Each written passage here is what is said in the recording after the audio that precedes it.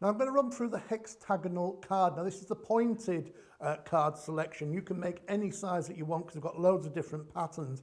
Now I'm just going to show you one technique with this, but don't forget, keep having a look at all the other different options that you've got, because then you find lots of different techniques there.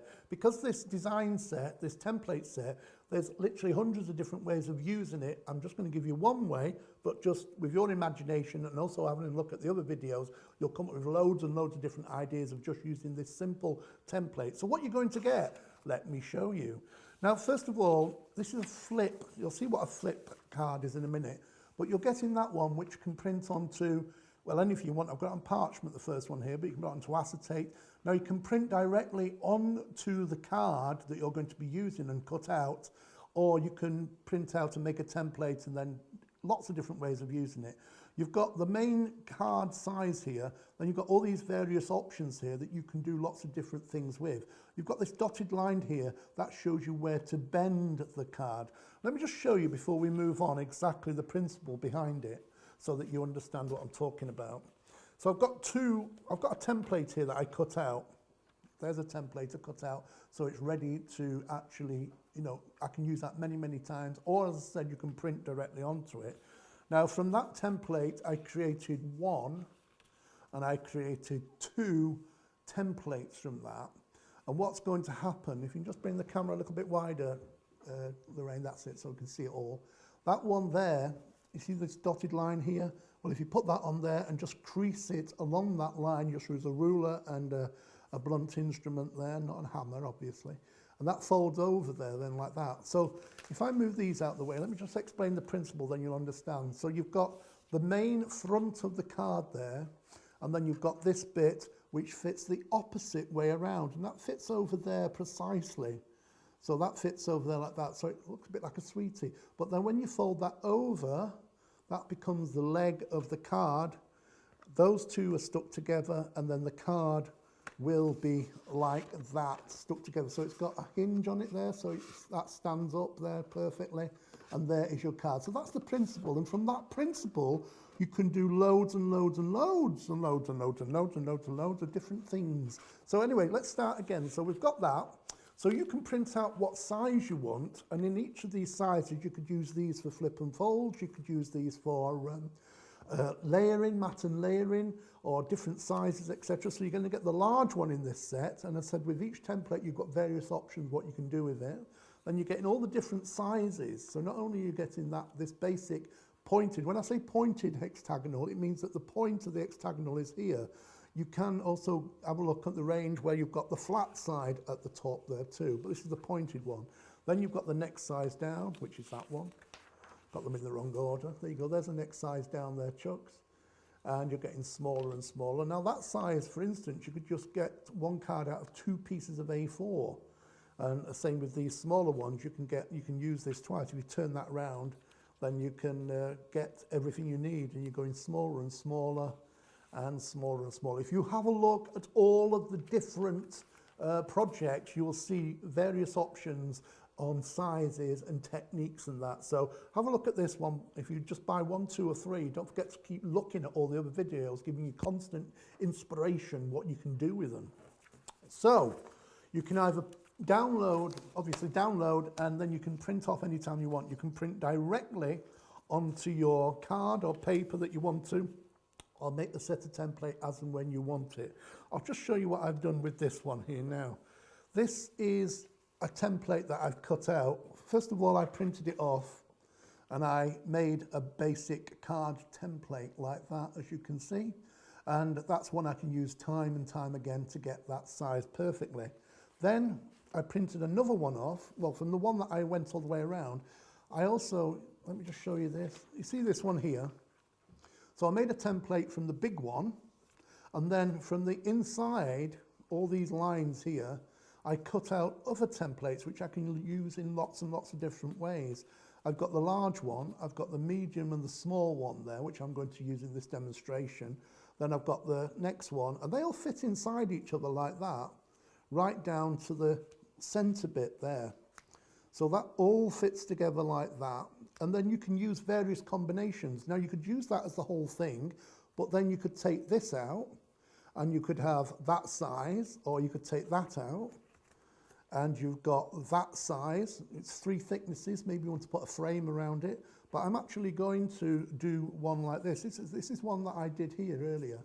I've cut this out of darker card, and I've made a frame just by literally putting this. I use masking tape. I use masking tape because once I've used the template, it holds the template together if you want to put 2 together, but also then I collect my templates as I make them. I don't print them all out and then cut them all out because there's so many variations that you can do. So you can either print it out and make a double width frame, or in this case you can put 2 or 3 together and create whatever width you want. You'll find if you look at all the different techniques, you'll see lots of different ways of doing this. So for instance, so now what I've done, I've cut out 2 pieces of card in a pale yellow here, and all I did to get that crease, if you don't want any lines on it, you've got your main design there, and literally all you do is put that exactly in the middle there like that, and then you put your ruler on there, and then you just score across. It gives you a crease, and then that bends over perfectly, so you can see there that fits onto that template perfectly. Now what we're going to do is stick those 2 together. Now you can use anything you want, obviously. I'm going to use a little bit of double-sided glue, and what I tend to do is put it on double-sided tape, more like, and I'm just going to put it on the flat part here, this flat part here. So I'll pop it on there, and you'll put more than me on, but I just need a little bit of less time to do them. You don't want to be sitting here looking at me putting glue on all the time. So if I just release this slightly, and I'm going to stick that, just bend it over so you've got a little flap there, because I don't want to pull it all off yet, because if I get it in the wrong position, it makes it more difficult to peel it off. So I'm just going to peel a little bit off there and crease it, and you can see I've got little bits of the tape exposed. Now, if I've got that down onto my card like that, this one then needs to fit over perfectly. So if I fit that onto there like that, and make sure that fits perfectly there, so it just goes over. You would see if it was right on, it would be like that. That's like the whole card, but that's going to fold over. Now that I've got that perfectly in position, just pull out the tape, and that will stick down there like so. And then on the opposite side here, pull out the tape again, and that's stuck down there. So that when you open that up, I'll just move that out of the way, and you can see that folds over. Just give it an extra little bit of a crease, and there is your flip card, and you see how that stands up perfectly on its own. So that's basically, once you've done that, you can do literally anything, decorate it any way you want. But I want to show you lots of different ways of using the template. Now, there's my basic card. I'll stand that to one side so you can see. Now, what I've done next is I took another piece of card. I took the template which I cut out. I just stuck it down onto a piece of, on the back of the card. This is just white, because I want to show you. Just take a pencil now and just hold it down as you're going round. If you want to print this template onto card, you can, but this is just onto ordinary photocopying paper. There's no reason why your template has to be in metal or plastic or anything. You see, it just works simply. And if you damage any of these, you just throw them away and you just print another one off. So from that, I would then have the pattern, the shape of the template, and from that then I would cut this out of another piece of card. Obviously I'm jumping ahead so that you're not going to see all the boring bits, but I'm also going to make a centre into this. Well, first of all, what I'm going to do is I'm going to stick this down onto the card. You see that gives a nice frame on the card. So if I just take a little bit of masking tape, and I'm only going to put a few pieces on here so that, you can see how well it works. You're going to be sitting again, as I say, watching me doing it all the time. So I'm just going to stick this on first. Now, as in crafting, there's always different ways of doing it. You find out which is the best way for you. You might want to use glue with this. Whatever's best for you, you just do it the way, this is the way I do it. So I'm just showing you. Now, I could have used foam tape there as well, that raised it up a little bit. But what I'm going to do again is just turn that over and press that down. Turn that over, expose a little bit of the tape. Turn that over. Expose a little bit more tape again. Turn that over. Expose a little bit of the tape. and then just stick that down. Get that into position exactly where you want it before you take the tape off, and then just press that down. I'm just pressing one side down there like that, and then just sticking that down, but then take the tape off and stick it down properly, take the tape off, stick down properly, take the tape off, and stick down properly. There you go. And there you've got the frame. If you can just bring that out a little bit, there you go. You can see you've got the frame there now on the card. If I'd added a bit more tape, it would have stuck down a little bit more all the way around, but I'm trying to do this for time. Now what I'm going to do is something a bit different. I can take the center part. Now you can see what I've done here. There's the center of the card that I want to do. So I'm going to make an aperture in the center here. So I've taken my design here, and I'm just going to position that. You can use a ruler if you want to get it exactly right. I'm just going to stick that down. So you see I'm using that in the center of the mat there. Then I'm going to take my pencil, and I'm just going to score around the edge like that with the pencil. Just make a pencil line all the way around the edge. Now obviously I could have decorated that with just the border on, but I'm trying to make an aperture in this as well. Now I'm making the aperture after I've stuck it all together because it looks much neater. I've got my cutting board mat here, and I'll just show you the way that I do it. Let me just find my scalpel. There's my scalpel, I've got it here. So there you go, I've got my scalpel. And what I'm going to do, now the way you could go all the way around with the scalpel if you wish, but if you're kind of, oh, I don't like using scalpels that much. My tip is just cut along one edge. That gives you a little bit of room to maneuver. Now I'm cutting just on the outside of the paper, of the pencil line, like so. I'm just cutting on the outside of it. Now I could go all the way around, but an option is, what I tend to do then is I just put my scissors in there now, and then I can cut out the rest with scissors and just gently go down there. That's going to be especially easier once you get to this double thickness of card down at the bottom.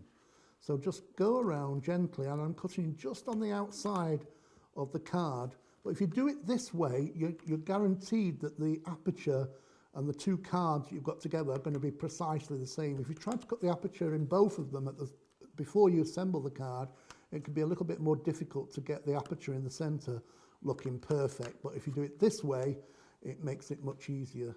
And also you can save these center bits you're cutting out, and in fact you've almost got another little stand-up, another little stand-up card from the aperture at the front. So you could use that as a little sentiment that goes at the side of there, so you're not wasting anything. You've got a little extra card. I just need to trim that a little bit better, excuse me. There you go, now it's perfect. But instead, you see you've got options with this. There's another little card you've got, but it's on the slight tilt. You see, that's not perfect there. But I think that's fine for me. I've got it going that way. But if you want it to go the opposite way, all you've got to do is trim a little bit off the bottom there so you've not got the point. And then you've got one that stands exactly with the point at the top. So you're making yourself a little card from the waste that you're getting inside the card. If you did it the other way around, this aperture wouldn't be perfect, and you wouldn't get this extra little card you could use. So you could send both cards, and little wee one could stand in front. There's no reason why you can't have a card like that, and then the sentiment which stands at the side of it. So there's all sorts of things you could do. Now you could put some acetate in the center here, or you could put some dangly bits down. All I'm doing now is showing you the basics of how to do this card. So, repeat. There's loads and loads and loads of different options, different shapes. You've got circles, you've got rectangles, you've got slimline ones, and with every set that you get, there's various options, loads of different things you can do with it. And if you look, not necessarily buy, but if you look at the videos in each one, you will find another technique that will give you ideas of how to use this one. So, if you want to make a card like this one, and this little diddy one too, all you've got to do is download it, print it, and make it anytime you like.